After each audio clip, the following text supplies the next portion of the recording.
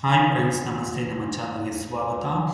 ಈ ಒಂದು ವಿಡಿಯೋದಲ್ಲಿ SAP ಸಿಲೆಬಸ್ನ BCom first semester business quantitative ಅನಾಲಿಸಿಸ್ನ ಸೆಕೆಂಡ್ ಚಾಪ್ಟರ್ ಲೀನಿಯರ್ ಈಕ್ವೇಷನ್ ಟಾಪಿಕನ್ನು ಎಕ್ಸ್ಪ್ಲೇನ್ ಮಾಡ್ತಾ ಇದ್ದೀನಿ. ಎಕ್ಸಾಮ್ ಯಾವ ರೀತಿ ಇನ್ಕ್ಲೂಡ್ ಮಾಡೋದಂತ ತುಂಬ ವೀಡಿಯೋಸ್ 4-5 ವೀಡಿಯೋಸ್ ಇದೆ, 4-5 ಪ್ರಾಬ್ಲಮ್ಸ್ ಇದೆ. ಬೇಕಾದರೆ ನನ್ನ ಚಾನಲಲ್ಲಿ ಇದೆ, ಚೆಕ್ ಮಾಡಿ ನೋಡ್ಕೊಳ್ಳಿ.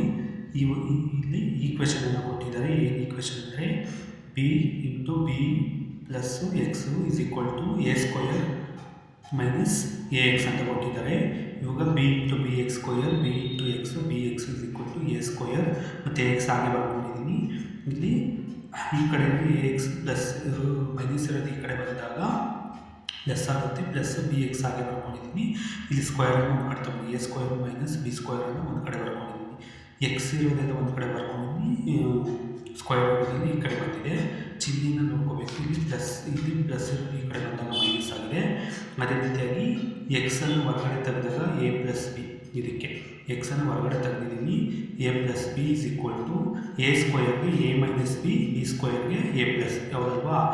ಇದು ಫಾರ್ಮುಲಾ ಇದೆ, ಸಮೀಕರಣಗಳು, ಬೀಜಗಣಿತದಲ್ಲಿ ಸಮೀಕರಣಗಳಿದೆ.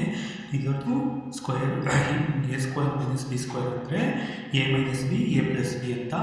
ಈಗ ಅದೇ ರೀತಿಯಾಗಿ ಎಕ್ಸು ಇಸ್ ಈಕ್ವಲ್ ಟು ಇಲ್ಲಿ ಹಾಗೆ ಬರ್ಕೊಂಡಿದ್ದೀನಿ. ಇಲ್ಲಿ ಇಟ್ಟಿರೋದು ಇಲ್ಲಿ ಬಂದಾಗ ಡಿವೈಡೆಡ್ ಬೈ ಆಗುತ್ತೆ. ಇಲ್ಲಿ a ಪ್ಲಸ್ ಬಿ ಕ್ಯಾನ್ಸಲ್ ಆದಾಗ ನಮಗೆ ಎಕ್ಸ್ ವ್ಯಾಲ್ಯೂ ಬರೋದು a ಮೈನಸ್ ಬಿ. ತುಂಬ ಈಸಿ ಇದೆ ನೋಡಿ. Thank you so much.